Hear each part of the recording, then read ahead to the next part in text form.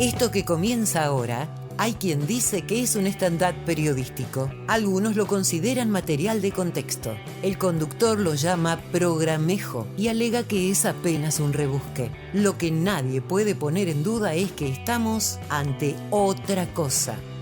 Asume las consecuencias Enrique Vázquez. Otra cosa, de El Árbol y el Bosque Producciones.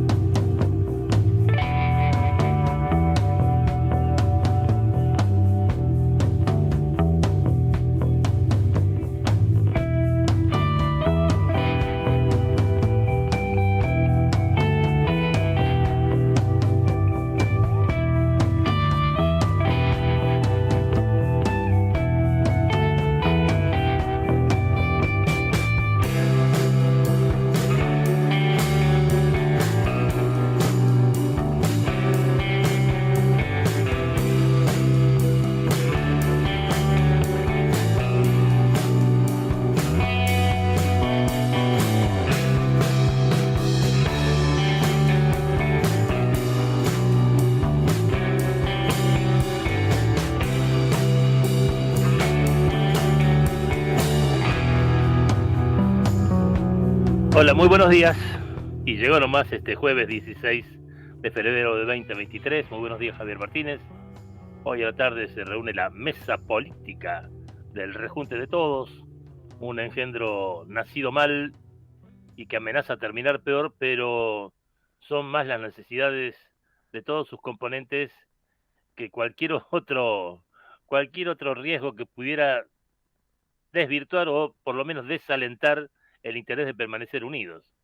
El saqueo del Estado por parte de la casta política, o si no es saqueo en el sentido del robo sistemático como fue el de Néstor y Cristina Kirchner, por lo menos es vivir de arriba, ¿no? Eso que distingue a la casta política. Hoy a la tarde entonces se reúnen en Mateo 130, los muchachos del rejunte de todos. En las fotos previas hay caras siniestras, te digo, de todos los personajes espantosos que hay ahora en la vidriera. El que más me alarma es el ministro de Trabajo de Axel Chiquillof, señor Walter Correa, secretario general del gremio de los curtidores. Es una especie de Raúl Otacé, el ex intendente de Morón, salido de la ultraderecha asesina del peronismo, y a ver algún dirigente gremial del tipo Lorenzo Miguel. Era un gremio muy importante, pero de ese estilo de personaje siniestro, pendenciero, peligroso, violento, y sin embargo está ahí en la fotito ya colado. Hay delirios en los integrantes de la casta política, como por ejemplo cuando Diego Santilli anuncia ayer su candidatura a la gobernación de la provincia de Buenos Aires. Para satisfacer la demanda, voy a ser candidato. Y el tipo dice que viene escuchando desde hace meses el reclamo de que sea candidato, que se lance a la gobernación de la provincia de Buenos Aires. Yo decía, pero si este tipo era funcionario del gobierno de la ciudad, ¿cómo puede haber estado escuchando que la gente de la provincia de Buenos Aires lo reclamaba para, para que lo gobierne? Uno no entiende. Hay que recordar quién es este Diego Santilli, hijo de quién, cómo fue su carrera política. Yo me acuerdo siempre el día que lo conocí personalmente, fue en una exposición de, de caricaturas de Andrés Cassioli en el Centro Cultural Recoleta. Era jefe de gobierno de la ciudad autónoma Aníbal Ibarra. Y yo estaba conversando con Aníbal Ibarra cuando llega Diego Santilli con la que en ese momento era su mujer, Nancy Pasos. Y Nancy, a quien yo había conocido en el diario Sur, eh, se acerca, me presenta a su marido, me presenta a mí, le dice a él quién soy yo, con palabras muy elogiosas que no voy a repetir, pero me dice, te presento al futuro presidente de la República, Diego Santilli. Hay que tener, te digo, una ambición a prueba de cañonazos y sobre todo un muy bajo sentido del ridículo.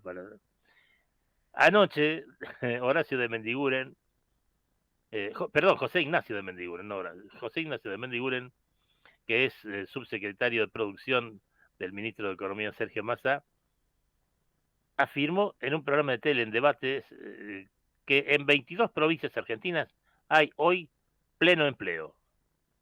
Y vos decís, pero entonces los millones de planes que se están distribuyendo, ¿cómo es? Eh, eh, Explíquenles a la gente que recibe planes y vive en una villa miseria, hacinados, viven en condiciones infrahumanas o indignas de la condición humana, díganles en qué provincias hay pleno empleo o a dónde pueden ir a laburar. Y otro delirio de la casta política es el de los afiches que han pegado los muchachos de la Cámpora. Hay que romper la proscripción.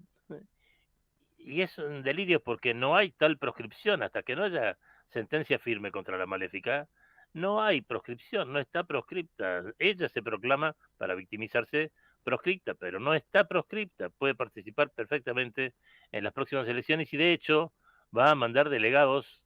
Va a estar su hijito Mínimo Kirchner, va a estar Guado de Pedro, va a estar el Cuervo Larroque y va a estar Walter Correa que se ha colado.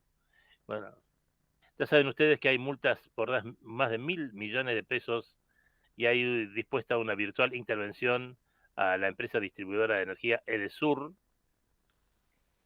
Hay cosas de carácter económico que no aparecen expuestas en los medios que tendrían que mostrarlas, pero claro, son medios entongados con el negocio del agro, como por ejemplo Clarín y La Nación, que son, antes, la Nación históricamente fue el representante del sector agropecuario, ¿verdad? Pero desde hace unos años, a instancias de el suplemento sobre el agro que empezó a sacar, Clarín se metió de lleno en eso, y ahora Mañeto es uno de los más importantes terratenientes que hay en Peronlandia, sus socios, lo mismo. Pero lo que se ve, y no dicen los medios importantes, es que el agro no está liquidando y lo está extorsionando una vez más a Sergio Massa, que ya se dejó extorsionar una vez y por lo tanto ahora tiene menos potencia para resistir, le está reclamando el dólar soja 3, vale decir, que le dibujen un dólar barato a unos exportadores, pero que le den un dólar alto a los agroexportadores. Y vos decís, pero con ese dibujo, al final, ¿cuál es el negocio de que la Argentina produzca y exporte si se van a dibujar dólares exclusivos para el sector agroexportador y se les va a permitir que hagan lo que están haciendo ahora, de no liquidar? Tendría que ser por ley una liquidación, incluso te digo, previa al momento del embarque. Y sin embargo, exportan, colocan, embarcan, se va la soja o se va el trigo, se va el maíz y no aparecen los dólares. Eso es extorsión, y sobre todo cuando están en un momento de debilidad tan extrema las cuestiones del Banco Central, porque no solamente está la cuestión latente de esa devaluación que viene siempre inmediatamente antes o inmediatamente después, o ambas cosas de las elecciones, ¿no?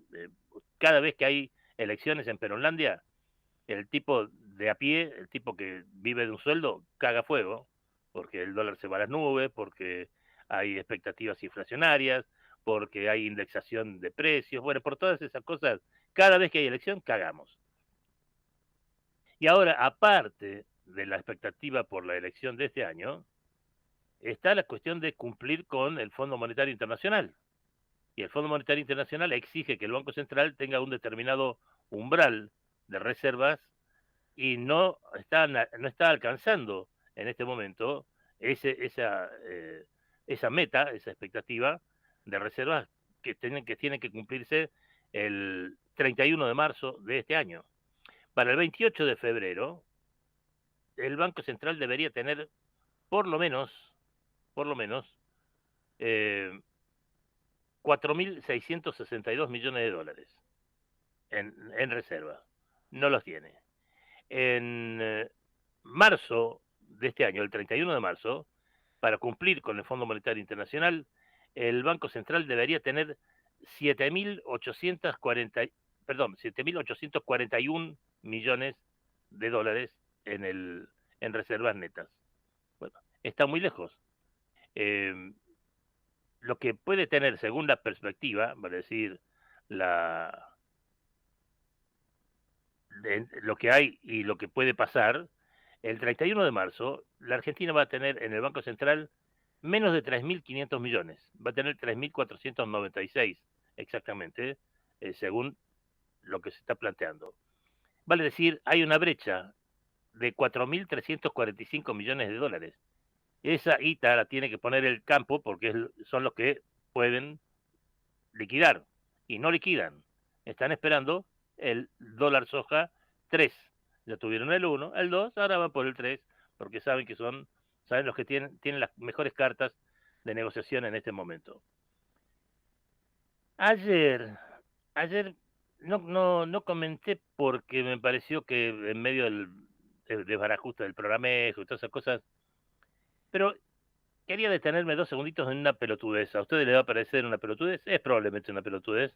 Un reportaje enorme, larguísimo, aburridísimo, de La Nación a la señora que se sigue llamando Zulemita Menem, que tiene más de 50 años, varios críos, y está ahora de novia con el señor Donofrio, expresidente de River. Y le hacen una serie de preguntas insulsas, pero la nota transcurre en el despacho ejecutivo de la señora esta Zulema Menem de Donofrio, en la agencia Toyota que está frente a la cancha de River. Eso solo ya es demostración de cosas que no funcionan bien en Peronlandia. ¿Por qué? Porque, por supuesto, esta mujer que no terminó la primaria y es muy, muy groseramente inculta, no le da el piné para ser la ejecutiva de la más importante agencia de Toyota en la Argentina. Por supuesto, está puesta ahí desde que su padre, el infame traidor a la patria, Carlos Saúl Menem, le concedió a Toyota una serie de beneficios, algunos de ellos, me parece todavía hoy, en violación de la ley.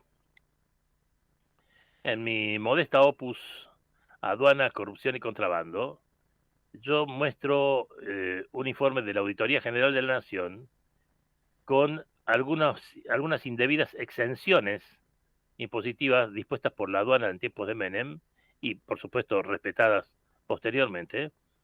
Y Toyota es una de las más beneficiadas. Toyota, por ejemplo, que se radicó en la Argentina, fabrica algunos de sus autos o pickups en Argentina, exporta con una franquicia, con un permiso extraordinario que le permite pasar por el canal verde de la aduana el 80% de los productos que exporta. Y, por supuesto, somete a inspección aduanera el 20%. Y entonces vos te preguntás, entonces, ¿para qué mierda está la aduana? La aduana está para verificar que las exportaciones efectivamente realizadas, los embarques efectivamente realizados, sean lo mismo que se declara en el papel, en la declaración jurada de exportaciones. Si yo digo, embarco 20 Toyotas Hilux 4x4 o 4x2 de determinadas características, los agentes de la aduana tienen que verificar que efectivamente se esté embarcando el número de camionetas de la calidad expresada en esa declaración jurada. ¿Por qué una empresa puede negociar con la aduana que la verificación se limite a solo el 20% de lo que exporta? Si vos exportás todo bien, no tenés ningún miedo de que la aduana verifique lo que efectivamente se está exportando. Hay otras compañías que llegaron a negociaciones con la aduana al orden del 50%, por ejemplo, Ford. Pero Toyota es extraordinario. Toyota es 80% libre de verificación y solo 20% sujeta a verificación. Y eso, como regalo, le ponen a la hijita del beneficiario, le ponen a la hijita de CEO de la empresa esta Toyota, perdón, de la concesionaria Toyota, frente a la cancha de River, que es el club de sus amores, por supuesto, y está a 2 cuadras de la casa de su tío Eduardo Menem. Es tan flagrante eso, o sea, yo no puedo creer que un periodista de la Nación ignore que esa mujer no tiene capacidad como para manejar semejante concesionaria, que está ahí puesta como, qué sé yo, obsequio, regalo, es una, es una oficina llena de fotos de su hermano, el que chocaba autos, bueno, eh, algo totalmente ridículo. Pero sin embargo se la trata como si fuera efectivamente la gran comercializadora de productos Toyota. Y digo, o Toyota, como ustedes prefieran pronunciar, bien a los japonés. Pero el asunto es, se ha considerado tan normal esto en Peronlandia, que haya este tipo de favores o favoritismo. Por un lado, el del Estado argentino con Toyota, y Toyota poner a la parásita social esta en un despacho como si fuera la que maneja la agencia. Sí, estamos en un mundo irreal en Peronlandia. Ayer decíamos, la cuestión es mental. Y efectivamente, creo que tenemos que romper de una vez por todas cierto estado de cosas que se ha cristalizado en nosotros. Uno ve los delirios de otros, por ejemplo, Daniel Ortega y su mujer Rosario Murillo. Efectivamente, como Papito les contó, apenas volví del cumpleaños número 92 de, de Cardenal, de Ernesto Cardenal, en el 2017, ya estaba escuchando en aquel momento este, la especie de presión que estaba haciendo Daniel Ortega sobre el Congreso y sobre todo sobre la justicia, para que se modificara la constitución nicaragüense y le permitiera que su mujer, en lugar de ser vicepresidenta, sea copresidenta. No, hay cosas. No le alcanza con haberla puesto de vicepresidenta, sino que quiere que sea copresidenta. Y ahora insiste, ahora vuelve a tambor batiente con que Rosario tiene que ser copresidenta. Y acaba de incurrir en una brutalidad de quitarle la ciudadanía a 92, 95 personas muy relevantes, entre ellas 2 grandísimos autores, Sergio Ramírez y Gioconda Belli. Ambos viven en España, tratando de permanecer lejos del alcance de las garras de Daniel Ortega y la copresidenta, la Charo Murillo. Pero te digo, no hay más nicaragüense que Sergio Ramírez, un escritorazo de la puta madre que viene desde mediados de los años 60 escribiendo maravillas, que ha escrito libros fabulosos. Bueno, los primeros cuentos de Sergio Ramírez, Charles Atlas también muere, y Te dio miedo la sangre, son grandiosos. Todos los libros posteriores a la caída de la dinastía de Somoza son maravillosos. Algunos evocan nombres de tangos, por ejemplo, es un gran admirador de la cultura argentina. Fue el vicepresidente de la primera junta de gobierno después del triunfo sandinista, fue vicepresidente primero de la señora Violeta Chamorro y luego del propio Daniel Ortega. Y cuando vio que Daniel Ortega, que había sustituido a Violeta Chamorro en la presidencia, empezaba a comportarse de una manera que no era la que se suponía o era dable esperar de los comandantes sandinistas, se apartó, pero tranquilo, no obstruyó, no jodió, no denunció, ni nada por el estilo, hasta que llega después la tercera y la cuarta presidencia de Daniel Ortega, donde ya se convierte en un dictador pleno, y transcurren los años y cada vez está peor.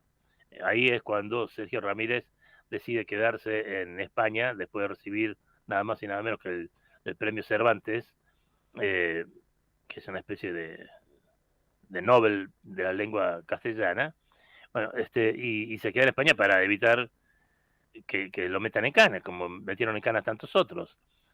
Pero ¿cómo podés pretender quitarle la identidad o la ciudadanía nicaragüense a Sergio Ramírez si Sergio Ramírez es más nicaragüense que, este, ¿qué te puedo decir? Que el lago Cocibolca. Entonces, estos delirios de los que mandan están indicando muchas cosas, ¿no? Que hay un desajuste muy fuerte entre estas personas y la realidad. Cuando te dicen que en 22 provincias argentinas hay, hay pleno empleo, vos decís, está chapita. Cuando otro te dice, voy a ser candidato a gobernador en respuesta al reclamo de la gente. Francamente, vos decís, "Che, pero ¿están locos o piensa que nosotros somos muy boludos?" Ayer se produjo una noticia que un gobierno consolidado, un gobierno tranquilo, tendría y podría haber explotado muy bien y con genuina, este, con un genuino aprovechamiento. Se juntaron tres empresas petroleras, Shell, Pan American Energy y Plus Petrol, en una sociedad en donde Shell tiene una participación del 60%, Pan American Energy, va a decir Bulgaroni, 25%, y Plus Petrol, 15%. Y esta compañía, por las suyas, vale decir, sin ninguna asistencia del Estado, tendió e inauguró ayer un oleoducto con capacidad para transportar 125.000 barriles diarios de petróleo desde Sierras Blancas, en una parte de lo que es el yacimiento de Vaca Muerta, en la provincia del Neuquén, hasta la localidad de Allen, o Allen, como pronuncian los paisanos, en la provincia de Río Negro. Ahí en Río Negro parece que es donde lo someten a, a una refinación y de ahí sale después como nafta para uso cotidiano de la industria o de los autos. Me pregunto qué mierda puede haber en Allen, o Allen, como ustedes prefieran, que es una localidad muy chiquita que queda entre General Roca y Chipoleti, en el Alto Valle de Río Negro. Célebre durante muchos años, Allen, o Allen, por haber tenido el único telo de la zona. Y creo que debe haber sido el negocio más próspero de la Argentina, porque todos los que salían a coger de trampa de Chipoleti o de General Roca confluían en ese telo que está a mitad de camino de ambas en Allen. Bueno, una, una, eran unas colas a lo largo de la ruta 22, unas colas larguísimas en ese telo que era muy, muy precario, además, un telo de mierda. Pero tenía la virtud de la ubicación. Te digo, dicen que es la primera inversión de midstream de Shell en el país, es decir, la primera inversión en oleoducto de estas características. La construcción estuvo a cargo de Techint y fue fiscalizada por una empresa privada. Se hizo en 9 meses, empleó a más de 650 personas, dicen, y 50 contratistas y proveedores de materiales, la mayor parte de la propia región. Inversión de 85 millones de dólares. Y ahora va a estar la cuestión esta de a dónde se va y cómo se hace.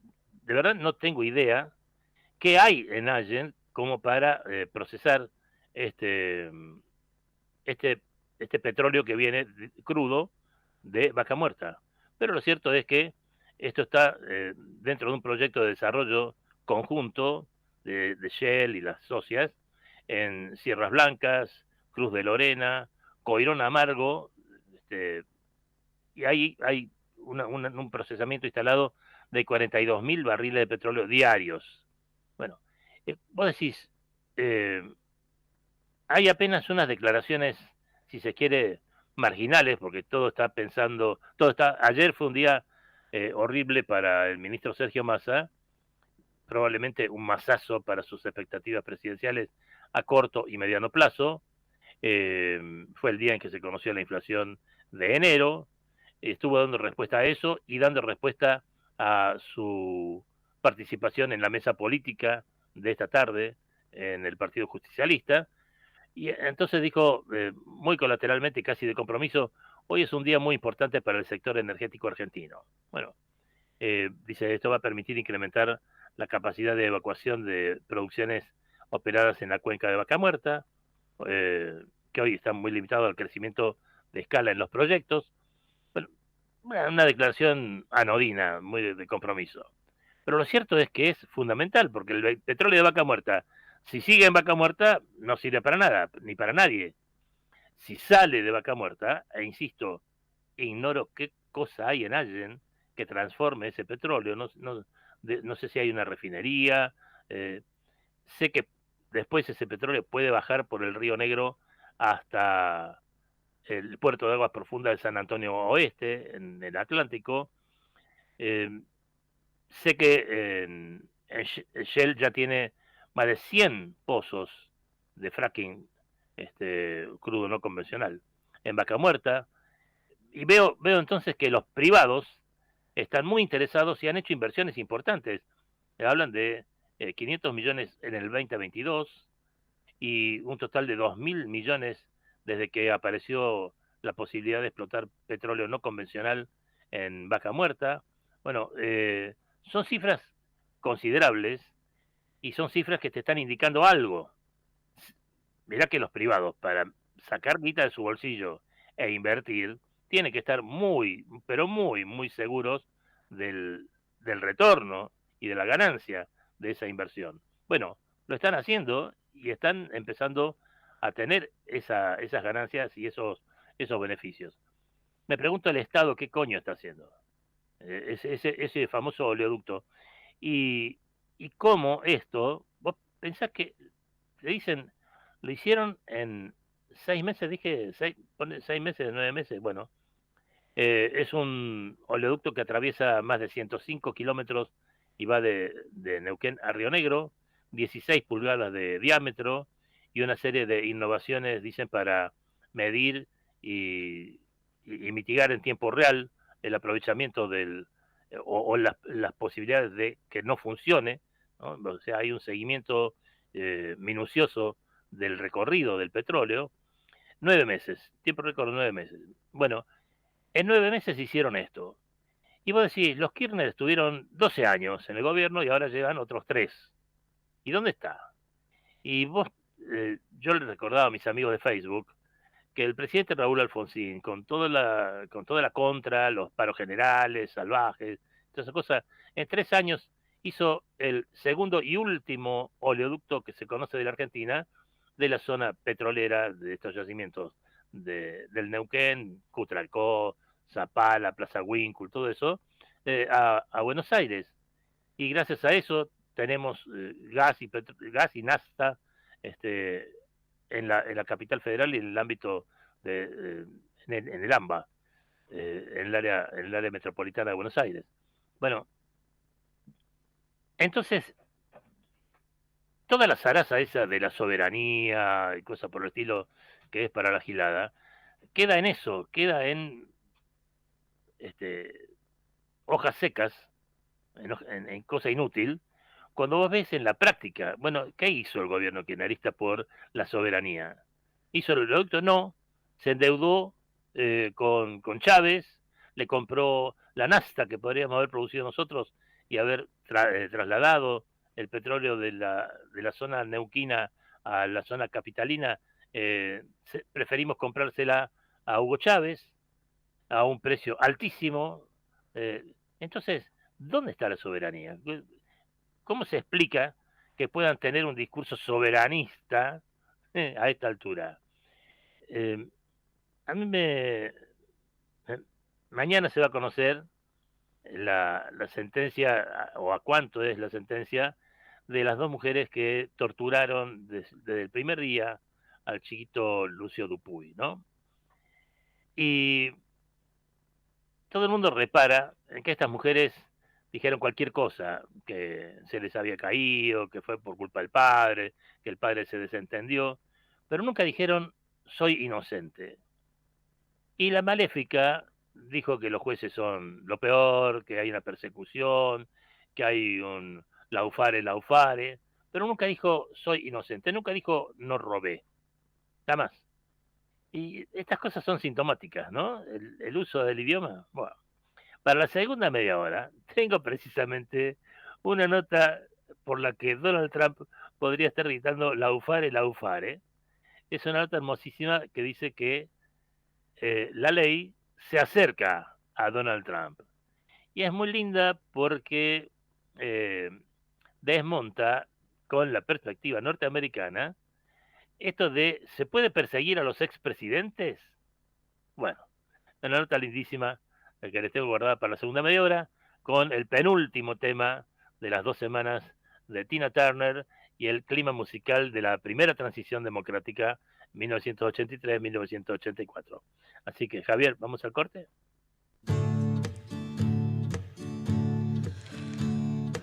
Ya volvemos con Otra Cosa. You must leave now, take what you need, you think will last. But whatever you wish to keep, you'd better grab it fast. Yonder stands your orphan with his gun, crying like a fire in the sun. Look out, the saints are coming through, and it's all over now, baby blue. Vamos la radio, somos tu voz. Vamos con Eco, siempre la verdad y la mejor información.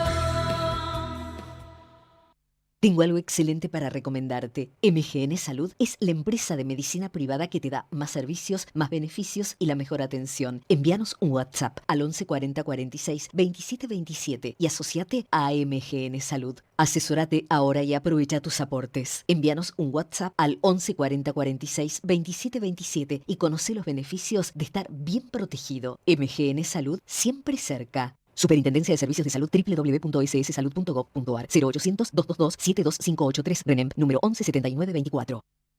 El mejor gimnasio te espera. OnFit es de primera. En OnFit vamos a cuidarte. En OnFit venimos a encontrarte. La Posada Morada dos Ventos te espera en Pipa, la mejor playa del nordeste de Brasil. Única por su bahía con delfines. 12 exclusivos departamentos y 3 piscinas circulares en medio de un jardín tropical. Podés venir con cualquiera de las vacunas aplicadas en Argentina. www.moradadosventos.com. Morada Dos Ventos, Pipa, el primer lugar cuando decidas viajar. Todo lo que hicimos en la costa lo hicimos porque nos escuchamos y trabajamos en equipo. Vos, que querés vivir en un lugar que te encante, y nosotros que lo estamos haciendo. Y así funciona. Juntos hacemos más y disfrutamos más de la costa. Vivamos Vicente López. Informate en ecomedios.com. Seguinos en Twitter, @ecomedios1220. Estás en Otra Cosa con Enrique Vázquez. Estás en Ecomedios AM 1220. You must leave now, take what you need, you think will last. But whatever you wish to keep, you'd better grab it fast. Yonder stands your orphan with his gun, crying like a fire in the sun. Look out, the saints are coming through,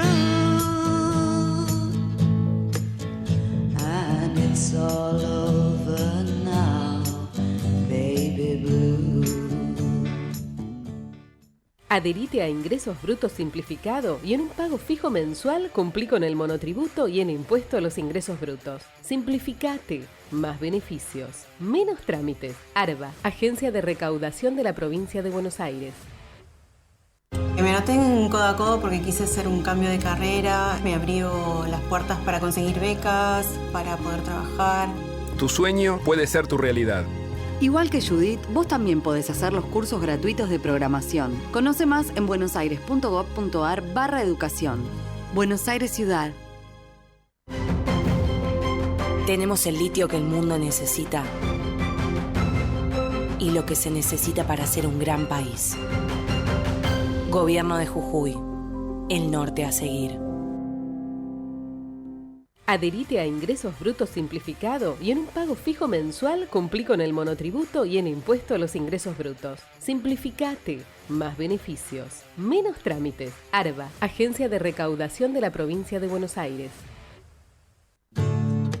Estás en Otra Cosa con Enrique Vázquez. Estás en Ecomedios AM 1220. You must leave now, take what you need, you think will last. But whatever you wish to keep, you'd better grab it fast. Yonder stands your orphan with his gun, crying like a fire in the sun. Look out, the saints are coming through, and it's all over now, baby blue. The highway is for... Mira, esto no es para consolarnos, pero hay indignación en este momento en España porque una serie de errores judiciales permitieron que un tipo que se llama Raúl Díaz, acusado de descuartizar a su mujer con una tijera, salga de la cárcel después de 4 años de prisión preventiva. Estaba esperando que comenzara el juicio, ese juicio no comenzó nunca, y el máximo que se puede tener presa a una persona en España con la prisión preventiva es 4 años, entonces lo soltaron, una bronca de la gran 7, de manera que veo que estas disfuncionalidades del Poder Judicial no tienen frontera, no tienen frontera. Y tampoco tiene frontera el concepto de derecho con respecto a los presidentes y expresidentes de países hiperpresidencialistas como los Estados Unidos y la Argentina. La ley se acerca a Trump, es una nota hermosísima de David French en el diario New York Times, que dice: ahora hay 3 indicadores claros de que las investigaciones criminales sobre Donald Trump están llegando rápidamente a una conclusión. Primero, en Georgia, un gran jurado especial que investiga sus esfuerzos por anular la elección del 2020, han terminado su trabajo. La fiscal de distrito, Fannie Willis, indicó que las decisiones acusatorias son inminentes. Las partes clave del informe se van a publicar hoy, jueves.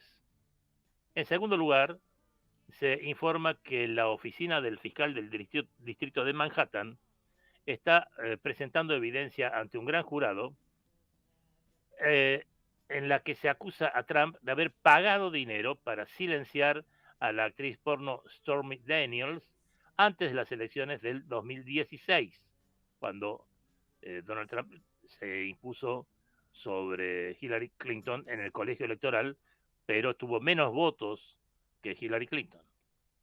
Esto lo agrego yo. En tercer lugar, dice French, el fiscal especial Jack Smith emitió una citación a Mike Pence. El fiscal especial dijo que está investigando el mal manejo de información clasificada por parte de Trump y los esfuerzos para interferir con la certificación de las elecciones presidenciales del 2020 y con la transferencia legal del poder. Esto fue después de las elecciones y, por supuesto, con la convocatoria del 6 de enero del 2021. Pence es testigo directo de acontecimientos clave relacionados con al menos dos de estos temas, lo del 6 de enero y los esfuerzos de interferencia electoral previos. Según los informes, Pence plantea impugnar la citación alegando la necesaria separación de poderes y dice que su papel anterior como presidente del Senado era legislativo y por lo tanto le da derecho a tener por lo menos cierta protección ante la citación del Departamento de Justicia. Pero incluso si se enfrenta a este desafío, vale decir, emitir una citación a un ex vicepresidente es un paso muy significativo en sí mismo, no es probable que se tome con fines generales de recopilación de información. En cambio, como escribió el ex fiscal general Andrew McCarthy en un artículo de la National Review, la citación indica que hay una decisión final sobre las imputaciones y que se está probablemente cerca de que el fiscal se prepare para cruzar el Rubicón.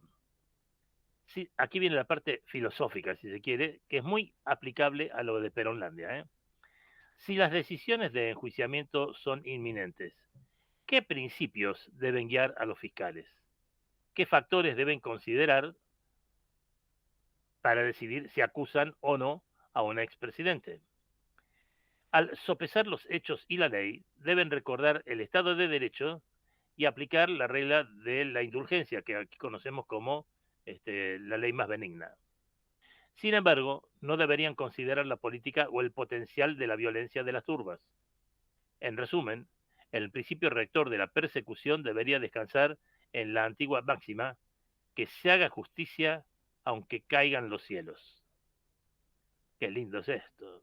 Acá se lo tendrían que repetir a todos los miembros de la Cámara de Casación, a los jueces federales, que se haga justicia aunque caigan los cielos. El Estado de Derecho, sigue el autor French, es fácil de explicar. La forma republicana de gobierno de los Estados Unidos no crea ni permite una clase especial de ciudadanos que sean inmunes a la responsabilidad legal. Esto es hermosísimo, esto tendríamos que repetirlo todos los días. El Estado de Derecho es algo fácil de explicar. La forma republicana de gobierno de los Estados Unidos y de la Argentina no crea ni permite una clase especial de ciudadanos que sean inmunes a la responsabilidad legal. La excepción discutible, dice el autor de la nota, es el tema del presidente en ejercicio. Esta es la posición de larga data del Departamento de Justicia, en el sentido de que acusar a un presidente en funciones socavaría de manera inadmisible la capacidad del Poder Ejecutivo para realizar la tarea constitucionalmente asignada. Pero Trump, por supuesto, ya no es presidente. Los Estados Unidos han procesado a un vicepresidente, a gobernadores, a miembros del Congreso y a jueces federales. La Corte Suprema ha sostenido que los presidentes están sujetos al proceso legal incluso cuando ocupan el despacho oval. Así que sí, los expresidentes deberían estar sujetos a enjuiciamiento, dice el autor. Esta posición no pone en peligro nuestro sistema de gobierno. Protege y aplica un principio legal estadounidense fundamental. Todos somos iguales ante la ley. Pero ese principio de igualdad nos lleva al segundo factor a considerar, que es la regla de la indulgencia, o sea, lo que acá en Peronlandia llamamos la ley más benigna. Es un principio de interpretación legal que establece que cuando una ley no es clara o es ambigua, el tribunal debe aplicarla de la manera que sea más favorable al acusado. Otra forma de denunciar la regla es que el gobierno no debe estirar o extender la ley para tipificar como delito la mala conducta. La regla de la, se traduce como lenidad, es tanto justa como práctica.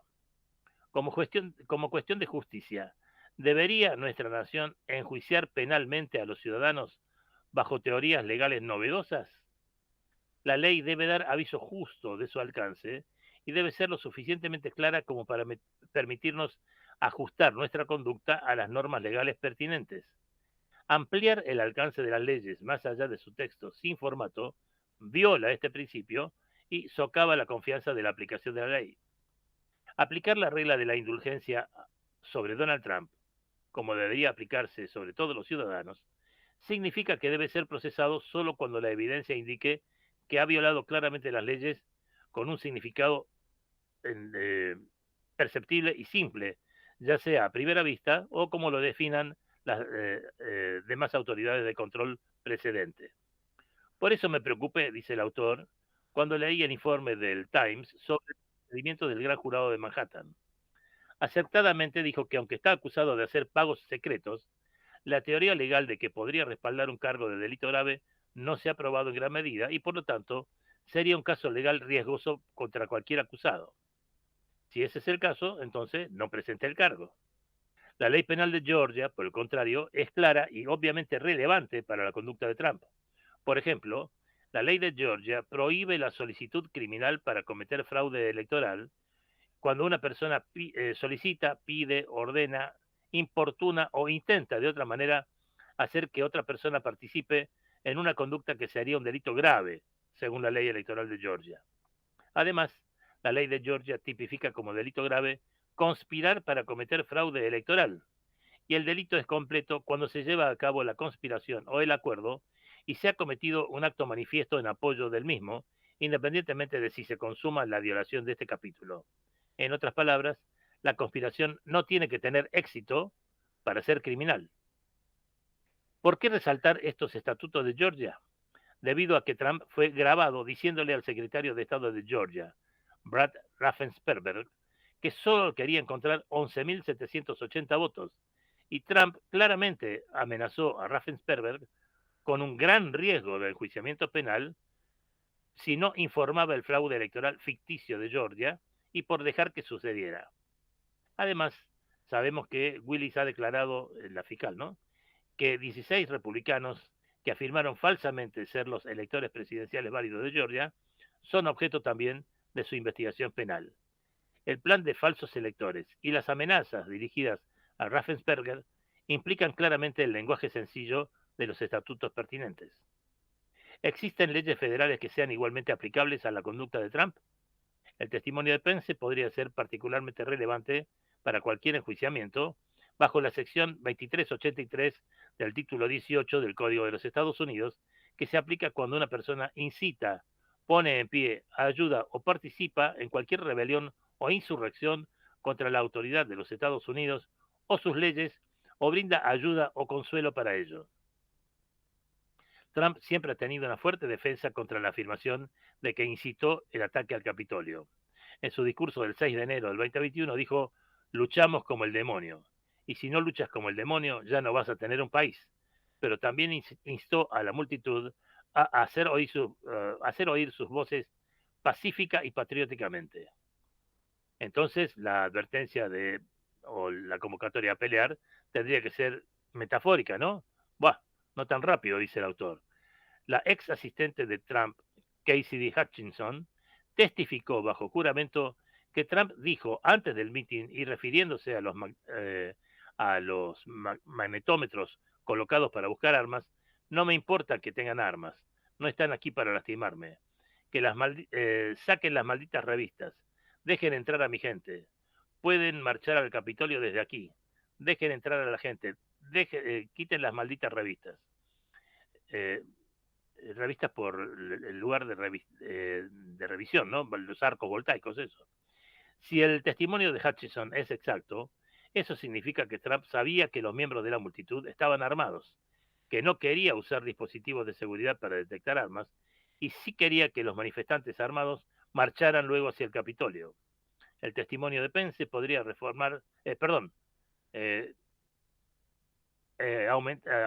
aumentar, reforzar o socavar esos argumentos. Dice el autor: no puedo analizar todos los posibles reclamos contra Trump. Si tiene tiempo, le recomiendo leer el informe final del comité del 6 de enero y un informe completo de la institución Brookings sobre la investigación de Trump en el condado de Fulton. Pero después de leer cientos de páginas de testimonios, me queda claro de que no hay necesidad de estirar la ley o aplicar teorías legales novedosas para responsabilizar a Trump por sus fechorías. Notarán que he hablado exclusivamente, dice el autor, de principios legales al evaluar cualquier decisión de enjuiciar a Trump. La decisión es simple. La razón de los fiscales de presentar cargos debe regirse únicamente por la ley y los hechos y no por una mayor preocupación por Trump y sus partidarios. Así como sería perjudicial para nuestro ideal republicano de igualdad y justicia ante la ley otorgar a Trump una exención de la ley estatal o federal basada en su estatus, sería profundamente problemático otorgarle a Trump una exención de enjuiciamiento basada en el miedo. Negarse a enjuiciar a Trump por temor a la violencia de la mafia o los disturbios civiles le otorgaría a Trump el equivalente al veto de un alborotador sobre el Estado de Derecho. Esto cuadra perfectamente sobre si la tocan a Cristina, qué quilombo se va a armar, ¿no? Acá la frase sería: negarse a enjuiciar a Cristina por temor a la violencia de la mafia o los disturbios civiles le otorgaría a Cristina Fernández de Kirchner el equivalente al veto de un alborotador sobre el Estado de Derecho. Lindísima esta frase, pero lindísima frase, hermosísima frase. Bueno, espero que les haya gustado la nota, que les haya servido de algo. Saben ustedes que mi interés es que tengan una analogía con lo que ocurre dentro de las fronteras de Peronlandia. El penúltimo temazo de Tina Turner, escribió una carta.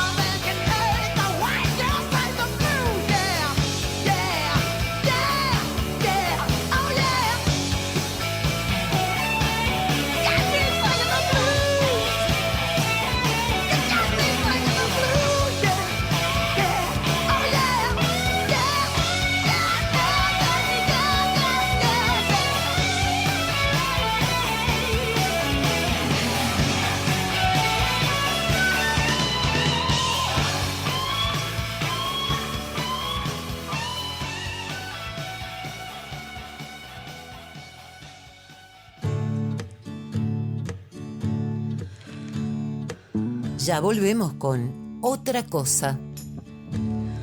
You must leave now, take what you need, you think will last.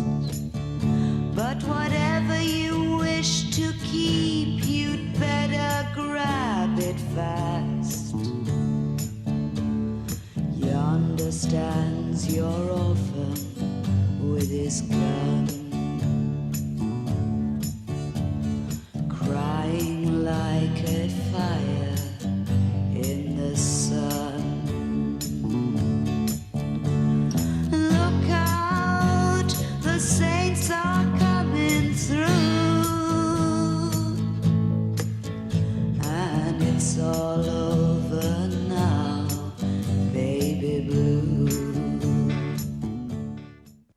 Secundario lo terminé a los 26, me siento cómodo y realizado como persona. De hecho, de tener títulos secundarios como que te abre esas puertas que están muy buenas. Tu sueño puede ser tu realidad. Igual que Boris, vos también podés terminar el secundario desde donde vivas y a cualquier edad. Conoce más en buenosaires.gov.ar/educación. Buenos Aires Ciudad. Adherite a Ingresos Brutos Simplificado y en un pago fijo mensual cumplí con el monotributo y en impuesto a los ingresos brutos. Simplificate. Más beneficios. Menos trámites. ARBA, Agencia de Recaudación de la Provincia de Buenos Aires. Estamos construyendo 258 escuelas con la renta de nuestro Parque Solar Gauchari. Tenemos lo que nuestros chicos necesitan y lo que se necesita para ser un gran país. Gobierno de Jujuy. El norte a seguir. Estás en Otra Cosa con Enrique Vázquez. Estás en Ecomedios AM 1220. You must leave now, take what you need, you think will last. But whatever you wish to keep, you'd better grab it fast. Yonder stands your orphan with his gun,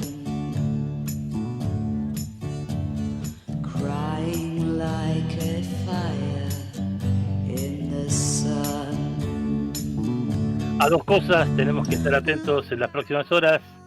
La súbita baja de la temperatura en Capital y Gran Buenos Aires, y a lo que ocurra con la mesa política del Rejunte de Todos en Mateu 130 esta tarde.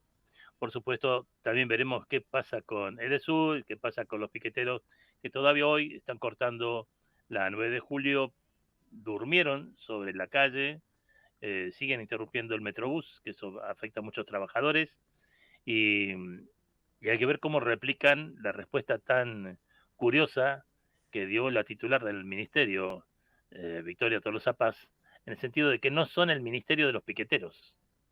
Y eso es interesante porque tiene un secretario piquetero, Emilio Pérsico. Hay que ver cómo se resuelve ese intríngulis. De mi parte ha sido un placer compartir esto ahorita con ustedes. Le agradezco al doctor Juan Carlos Oficina que me diga que acá esa interpretación más benigna es indubio pro reo, claro, ante la duda, que sea en beneficio del reo, lo de la nota, pero la sobreimpresión del apellido Trump con el apellido Kirchner me parecía tan evidente que no quería perder esa nota de New York Times, que me pareció lindísima, muy bien desarrollada. Gracias, Javier Martínez, gracias a ustedes por la muy amable compañía. Los espero mañana a las 8 con la despedida de Tina Turner, y voy a hacer trampa con el tema de mañana. Espero que les guste. Chau. Tenemos el litio que el mundo...